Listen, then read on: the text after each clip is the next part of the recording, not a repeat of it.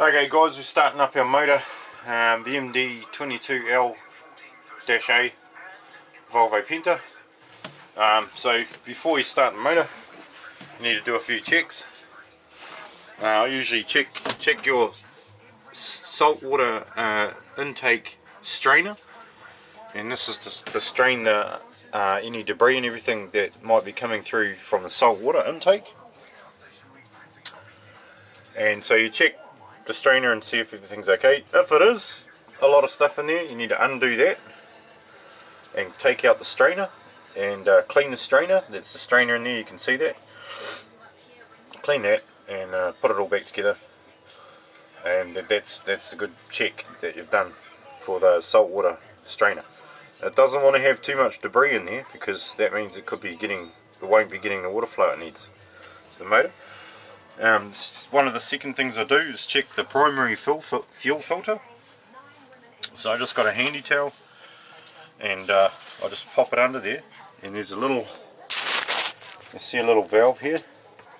You just undo this little valve, and you probably hear, depends what kind of fuel filter you've got, but this is a water separator. So you just basically just undo this, and you should see fuel coming out in a second. If you've got water, see, that's fuel. See, all fuel. So that's good. We got a good clean primary, or first, it's a water separator. So tighten that back up and clean down all your, have some handy towels handy, because you're going to get a few spills. And so it's checking the fuel filter. Okay, just make sure that's all done up nice. Now if you've got water, it'll come out through there, and you'll see it, because the water is a much different consistency than diesel. The primary telltale way of knowing it's water is it smells of water. It doesn't smell of diesel, it smells of water. Now you might have a bit of a diesely smell, so then you go your secondary way of kind of trying to tell easily, and that is the consistency of it.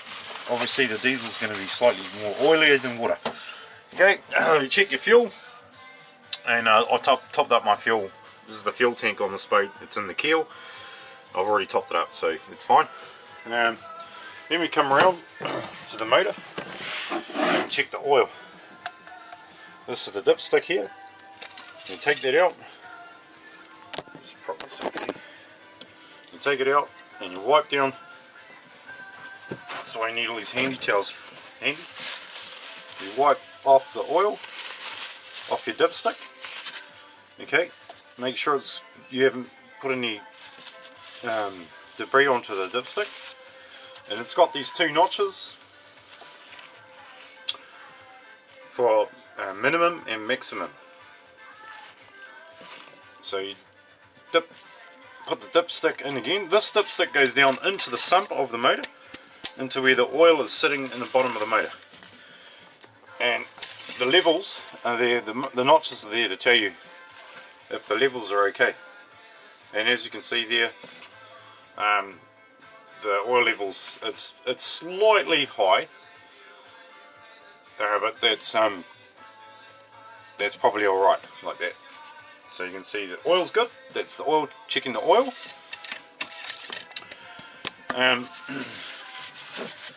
You've also got a secondary fuel filter on this motor, which is under here, and basically all you can do with this is just check to see that there's no fuel around. If you've got fuel around this fuel filter, you know you've got a leak here, and then you have to sort that out. Okay, you just have a quick look over the wiring and stuff, make sure there's no loose connections and things like that.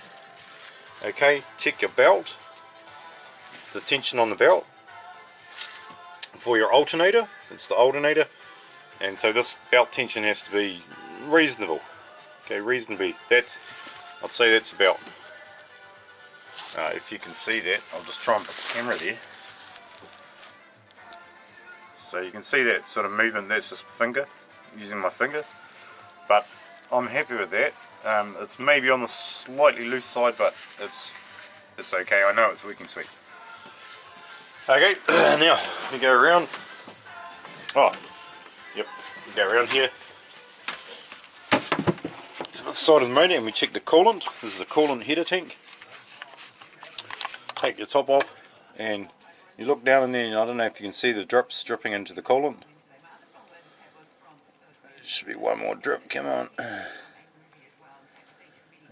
Well, anyway, you check the level of the coolant. That is a bit down. Oh, here comes a drop. You'll see this soon. Come on. There. That's a little bit down, but on this motor, because I know the motor, I've been operating the motor.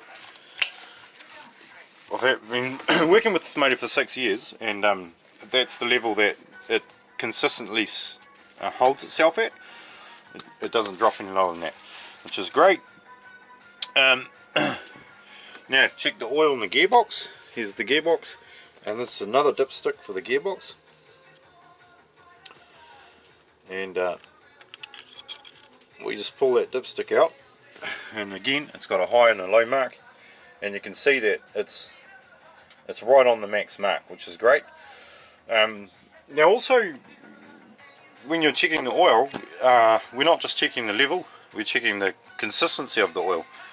So what we want to do is we just want to check that oil and make sure it looks clean, that it doesn't look like there's any debris in there, that the consistency of the oil is oily, not too watery, and that's going to give you telltale signs of things like wear.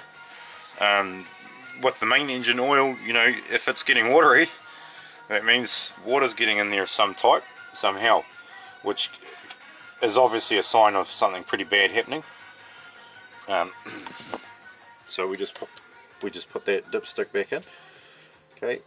Now these dipsticks I found on this, I've already repaired this dipstick. It's actually broken off right through here. So be really gentle and make sure when you're putting it in, you don't cross thread and snap. You'll just snap that off. It's very, very gentle, very lightweight. Now also you check your oil filter here. This is the oil filter, and check that there's no leaks. Okay, that's nice and clean, there's no leaks there. Okay, good. And I've got a little, I do have a slight leak through here, and I'm working on getting this sorted out. This is the Jabsco pump, Impala saltwater pump, and I'm actually going to have to take this off and get a new seal kit put into it. Hopefully that's all it needs. And I've just got this little Tupperware container. There's the slight drip, and so that's why I've kept the container there to stop it from dripping down all over into here, into your gearbox and all of this stuff, and doing a lot of salt water damage, like corroding and rusting bits and pieces out. And basically that's all the checks that you need to do before you start the motor.